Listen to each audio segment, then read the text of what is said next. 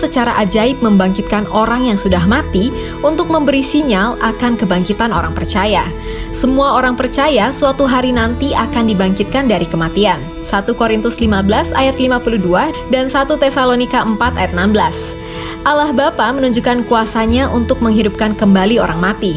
Sebelum waktu kebangkitan orang percaya tiba, Alkitab telah menulis peristiwa mereka yang dibangkitkan dari kematian. Anak janda di Sarfat. Kebangkitan pertama kali yang disebutkan dalam Alkitab adalah kebangkitan seorang anak janda yang berada di Sarfat. Kisahnya terdapat dalam 1 Raja-Raja 17 ayat 7-24. Sarfat adalah salah satu kota yang masuk dalam wilayah Sidon, luar dari Israel. Di zaman modern saat ini, Sarfat terletak di negara Libanon. Karena kelaparan parah yang sedang melanda Israel, maka Allah menyuruh Nabi Elia pergi ke Sarfat dengan tujuan untuk memelihara nabinya di sana. Di Sarfat, Elia bertemu dengan seorang janda yang miskin dan dalam keadaan kritis karena bencana kelaparan.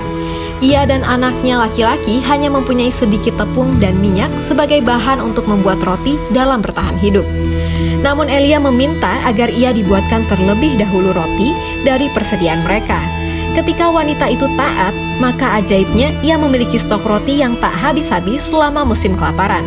Tidak berapa lama, anak janda tersebut jatuh sakit dan meninggal. Elia lalu mendoakan anak tersebut dengan cara menelungkupkan badannya ke atas badan anak itu dan mendoakannya. Mukjizat pun terjadi, anak tersebut bangkit kembali.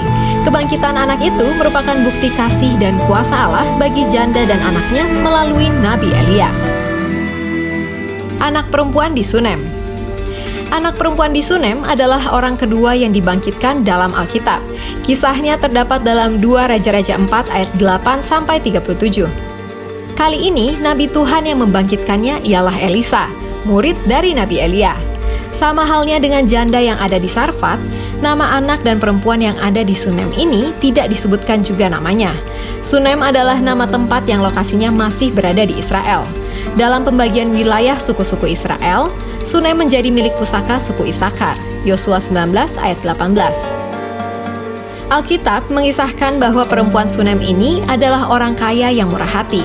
Ketika Elisa melakukan pelayanannya dan singgah di Sunem, perempuan ini dan suaminya sering mengundang Elisa makan dan menginap di rumah mereka dengan menyediakan kamar khusus.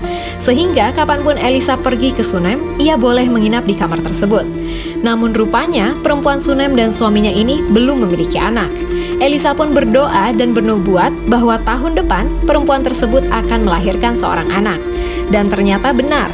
Di tahun berikutnya, perempuan Sunem dan suaminya akhirnya memiliki anak. Beberapa tahun kemudian, anak tersebut sakit dan meninggal. Ketika Elisa tahu kabar tersebut, maka ia kembali datang ke rumah perempuan Sunem itu dan mendoakan anaknya. Cara Nabi Elisa membangkitkan anak itu cukup menarik, sama seperti cara gurunya membangkitkan anak janda yang ada di Sarfat, yakni dengan menindih anak tersebut lalu berdoa. Dan akhirnya anak itu pun hidup kembali. Anak perempuan Yairus. Kisah kebangkitan berikutnya dituliskan dalam Markus 5 ayat 21-43, yakni kebangkitan anak perempuan Yairus yang berusia 12 tahun. Yairus adalah seorang kepala rumah ibadat Yahudi.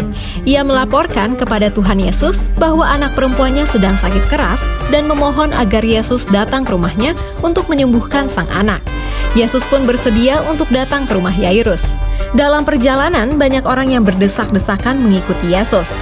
Di antara keramaian itu, ada seorang wanita yang sudah 12 tahun sakit pendarahan yang kemudian menyentuh jubah Yesus. Wanita itu berpikir bahwa, asal ku jamah saja jubahnya, aku akan sembuh.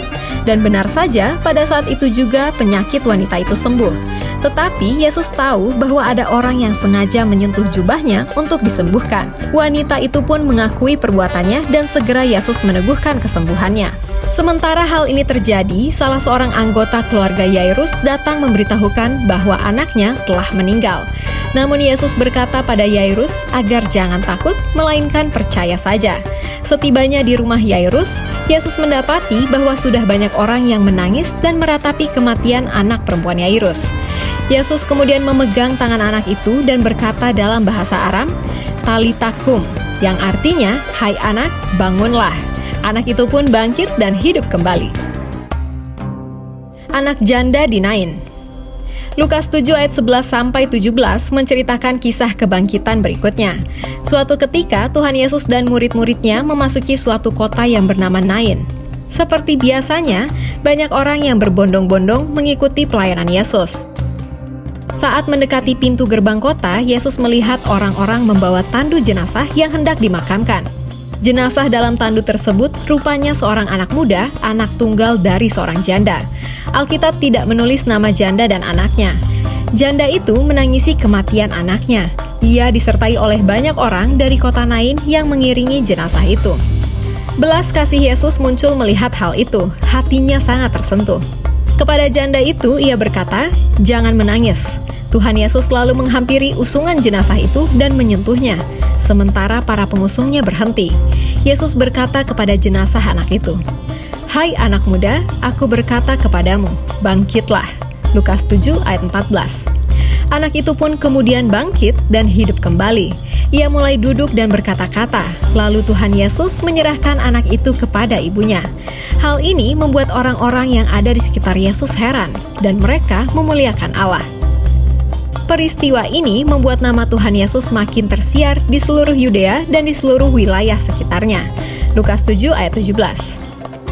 Nah, Jesiers, jika Tuhan bisa membangkitkan mereka dalam kedaulatan kuasa-Nya, maka Dia juga bisa berkarya dalam hidup kita juga.